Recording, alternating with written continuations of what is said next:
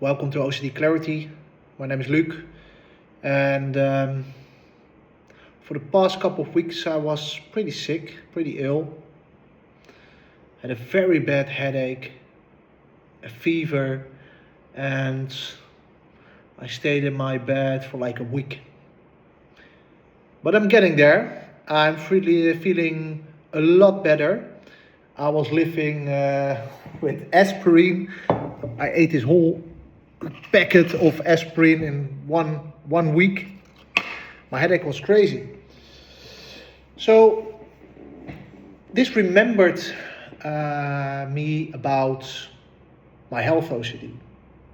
Because back then, in my time with severe OCD, when I discovered a new spot or had a headache or felt something strange within my body, I immediately panicked and thought of the worst case scenario.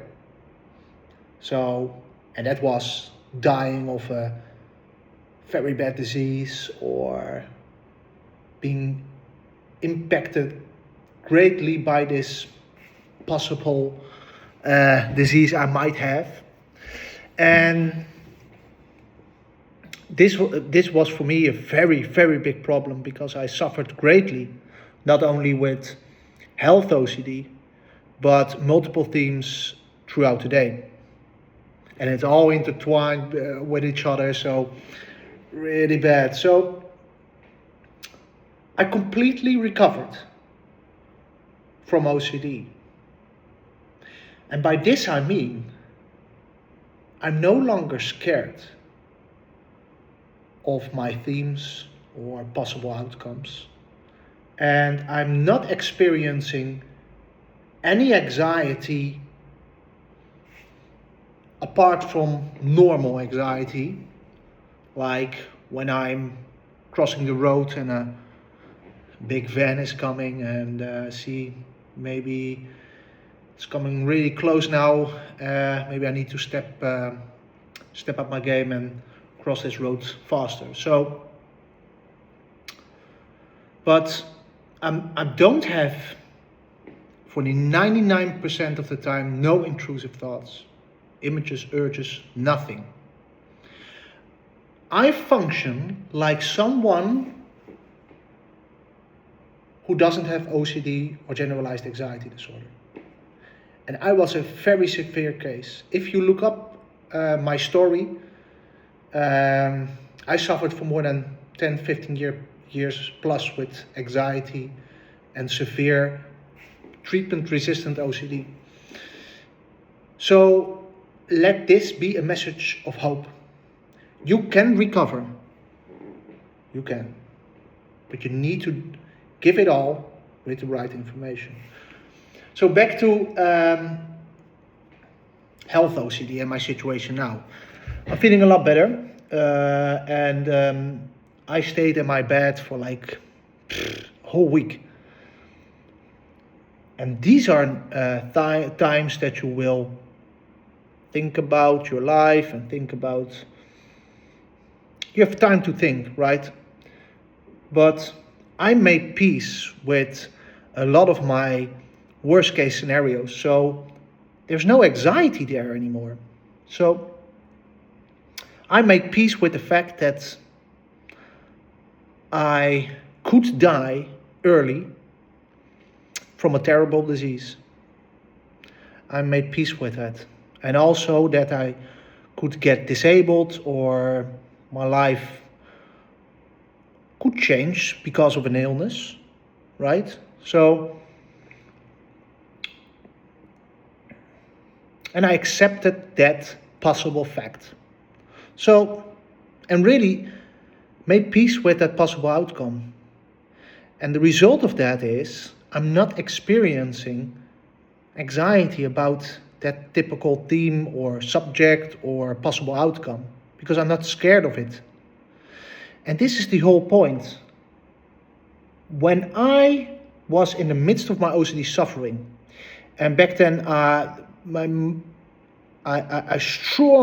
really strongly suffered with sensory motor OCD, harm OCD, and health OCD as well, combined in that period. So I really, throughout the day, I had multiple themes latched for hours and hours or minutes and hours. And it was constantly moving and morphing. And sometimes a health OCD scare would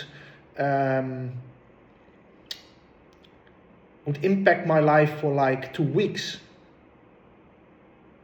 So if we go back, 2020, I think, health OCD.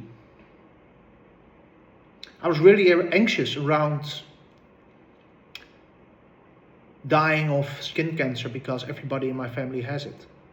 So I was hyper aware already because I had sensory motor OCD, and I was hyper aware of the fact that I possibly could develop skin cancer. So I was constantly watching my skin, and if there is something developing there, is there something changing, and when there was maybe a little spot, nothing strange, but my anxiety went through the roof. Because OCD is a jacked up safety mechanism, a safety mechanism on steroids.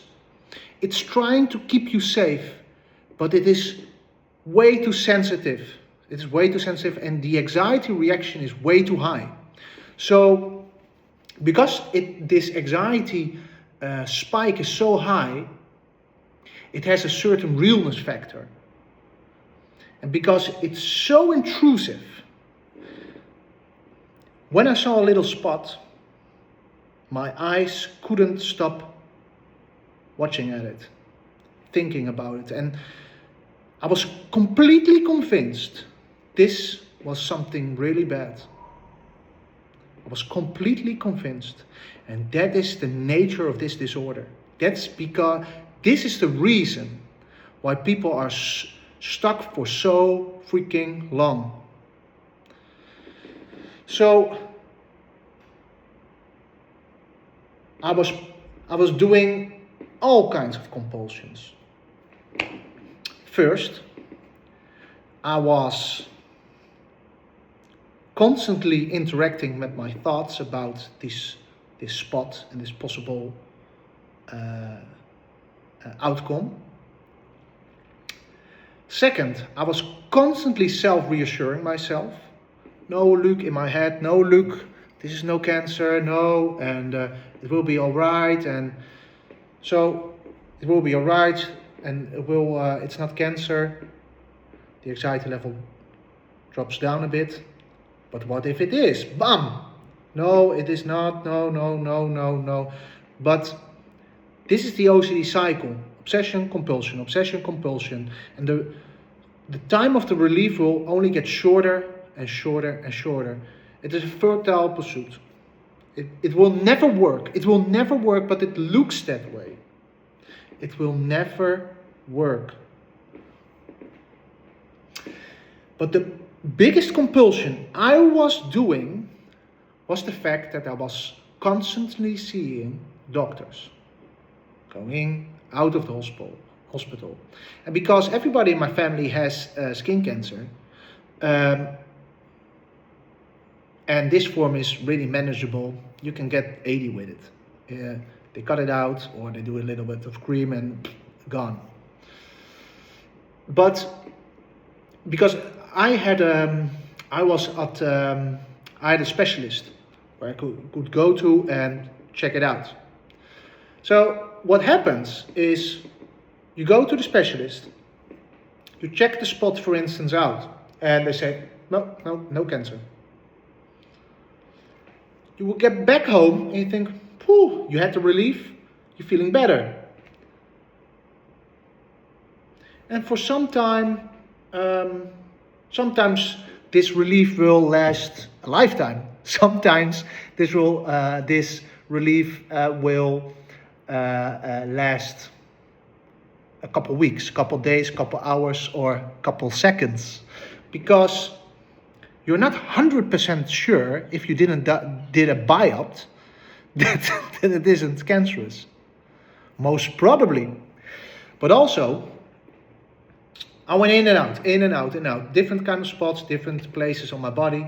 And at a certain point, a specialist could say to me, "Yo, Luc, this is not cancer, free to go, no problem."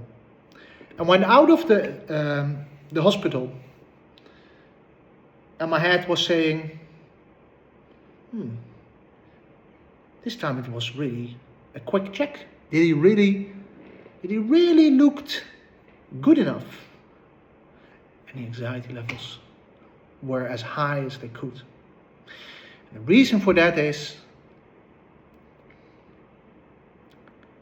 I couldn't accept the worst case scenario of me having skin cancer. I couldn't accept the worst case scenario that I could die. And I really didn't understand OCD and anxiety and all the tricks that it had. So I was doomed. And I thought I did everything to get better, but I wasn't getting the right information, you know. And this is the reality for a lot of people in the world. It's very sad because everybody can recover from OCD, but it's hard. It's not easy. But okay, how did I in hell get better? Because my life, I had constant anxiety symptoms 24/7 for years, for decades. And it escalated, it escalated in severe chronic OCD in 2019. First with sensory motor OCD, and then with health, harm, contamination, relationship, all different kind of forms. But this particular two themes, right, like sensory motor OCD, where I was constantly checking my bodily processes and was really scared of them, and health OCD really worked together and got a really big grip on me, because when I had something, my ear popped, or it was a little bit, I couldn't hear that good because I was a little bit sick, for instance. My sensory motor OCD, because I was so hyper aware of all my bodily processes, my automated bodily processes, it was constantly going, my attention was going in the air. And then with the health anxiety next to that, and all the intrusive thoughts, images, and all the anxiety, it was a hell. Because I couldn't stop thinking about something that bothered me, just like my ear. And thought, maybe I have a very bad sickness in my ear. So everybody with OCD understands what I'm saying here. It sounds strange for me right now, but yeah, okay. That was my life. So what helped me? For every OCD team, with a little bit of tweaking here and there, the basic pillars stand. I wrote the OCD Clarity Action Plan, where I give you a guide how to get better. So, first of all, I educated myself about anxiety in general, generalized anxiety disorder, panic disorder, what anxiety is and what the purpose of it is, but also what OCD is. What is OCD exactly? I took the time to I studied it, but I really take a deep dive into what is the thing I'm really dealing with, because I'm not getting better. For years, I only got worse. I really mean it. So And at a certain point, my anxiety level was 8 out of 10, almost 24/7. In my sleep, I was constantly waking up in sweat. Couldn't. I was a high functioning person because I did everything, but I was really scared, and it wasn't getting better. It was getting worse. So that's the reason why, if you are really living your life and do everything you want, that's not the full answer of recovery, because you really need to work at it. So educate yourself about OCD and anxiety. Then really look within yourself. What are my fears and my compulsions? And to know your fears, and most probably you have one big fear and some smaller fears that are connected. So, for instance, I was scared of developing skin cancer, but also I was scared of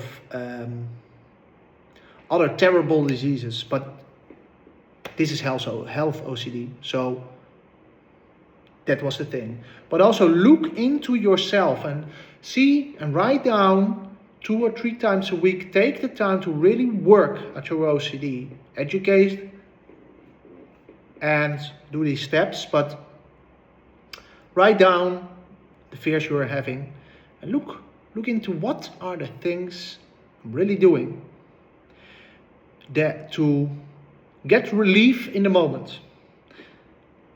Compulsions, yeah. So you have your obsessions and your compulsions. There are always compulsions.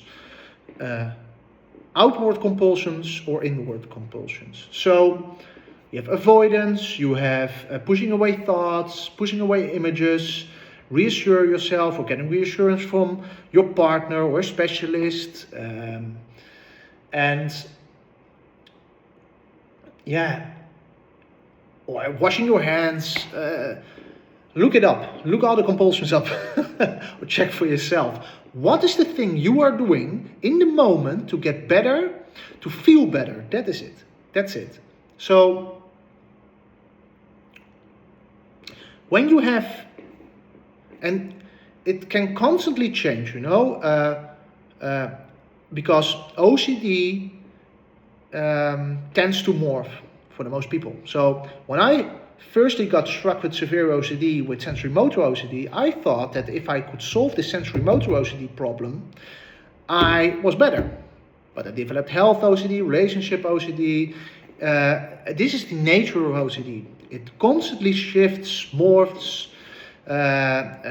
everything. It will hunt the things down that you really can't accept, would find terrible, and things you fear, because OCD is an anxiety-based disorder. So now you educate yourself about anxiety and OCD. You know your own fears. You know your own compulsions. And now starts the real work, because this will be a very hard period, and it's a lot longer than you wish it would be. So, first, if you're only laying in bed, you need to get out of bed. So, I avoided going to work for a few weeks and here and there, but as I said already, I was a high-functioning guy, so I kept on it with really bad anxiety. Wasn't the best in my work, but I was present. So I got on to my job and did my work, but also I stopped doing compulsions. And this is very hard. Make a hierarchy of your fears from less scary to the most severe themes within your OCD. And you will need to stop every single compulsion you are doing. That needs to be the intention. So start with the small, but you build up. And if you are stopping compulsions, you will see that you think that you know how bad anxiety can be. Well, this is where Pandora's box is opening, because anxiety can get a lot worse. It will feel as real as it can get. It will feel like a fucking nightmare. But it needs to be done. So, when we have health OCD, we're not Googling any symptoms anymore. We are not looking things up. We're not looking into statistics. We're not taking pictures of certain body parts with spots, for instance, and we are not going to the doctor. But look, what if it is a life-threatening situation? I understand. Then you need to go to a doctor. And this is the fine line. But what I did was, when I knew what to do, and I saw a new spot, and when my anxiety went through the roof, my intrusive thoughts was bombarding me 24/7 with this new spot, was dreaming about dying, I thought, okay, look, take a step back. Do I want to recover?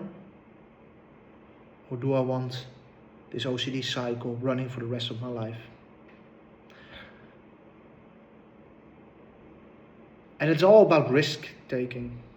And I said, fuck this shit, then I will die. I'm not going to this doctor anymore, because I went there so many times. I'm not going anymore. And if it's developing in a severe way, I can always go. But I'm not going anymore. Okay. But it will feel as real as it can get. So prepare yourself for that. Next to that, look into your fears. What is the thing I'm really scared about? Why is having skin cancer as bad as it can be? Is it really that bad if I compare it to other people's lives? So you can do a little bit of research about hardships of other people. And a very good channel is that Special Books by Special Kids. I think it's called right like that. Special Books. Special Books by Special Kids on YouTube. It's a very good channel to really do this work and compare your situation. But also, it's not enough. Also, you need to make peace with your worst case scenario. So, in this instance, it most probably is being impacted greatly by this disease, or finding it very, very scary because you might die. You need to make peace with the fact that everybody dies, but you can die more early than the rest of your friends or family. Nobody has certainty on life.